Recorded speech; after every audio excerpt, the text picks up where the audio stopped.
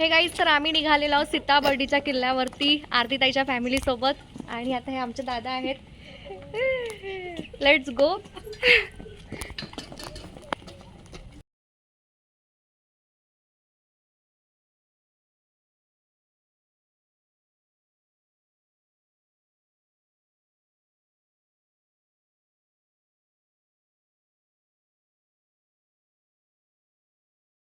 समोर ठेवला का? अरे वा, ताई पाहू दे, मस्त. ये मेरा आहे बाबा.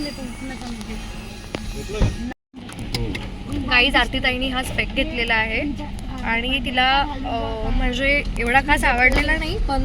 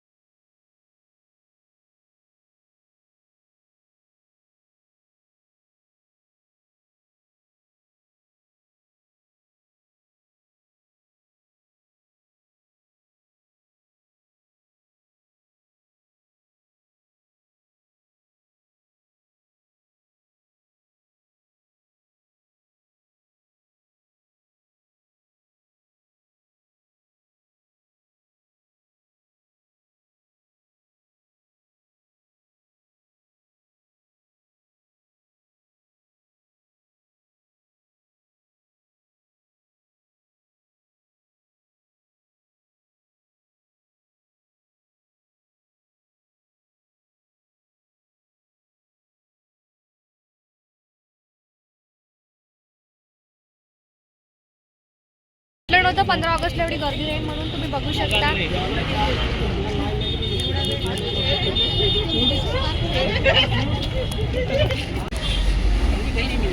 गाईस, तुम्ही बघू शकता, खूप मोठी भयानक रांग आहे आणि आता सुद्धा रांग आलेली आहे.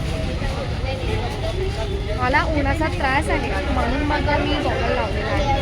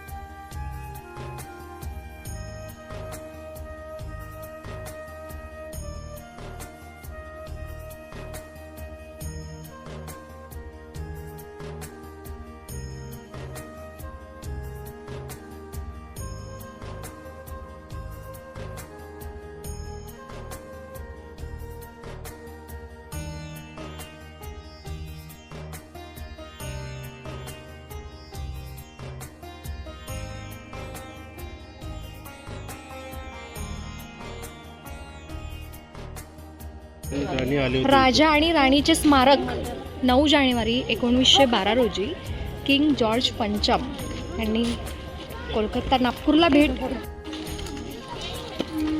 जा शिवानी. तर गाईज आम्ही इथे आलेलो आहे. दादा आमचे फोटोशूट करण्यामध्ये बिझी आहे. तिथे गाईज पूर्णपणे अशी खाई आहे. मग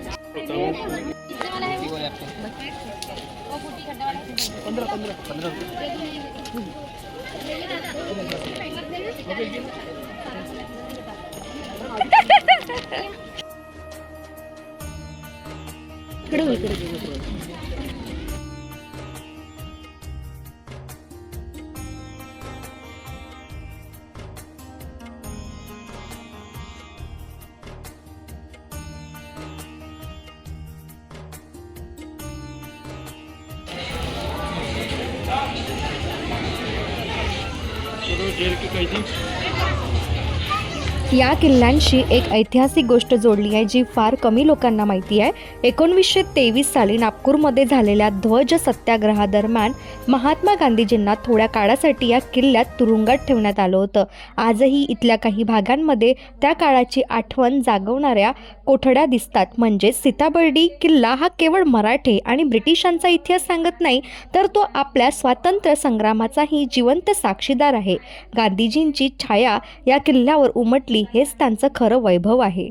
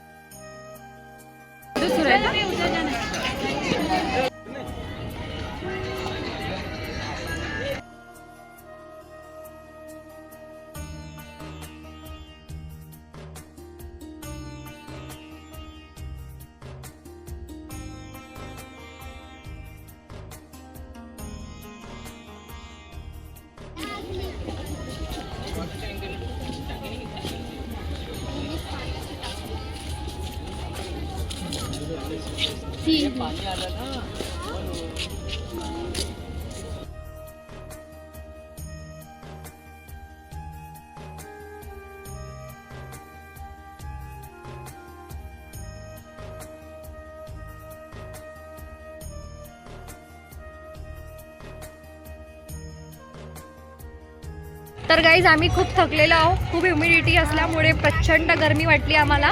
आम्ही पूर्ण परिसर बघितला आणि आता आम्ही निघालो घरी. तुम्ही बघितलंय आम्ही येताना आमचा लुक कसा होता आणि जाताना आम्ही कसं जात आहोत.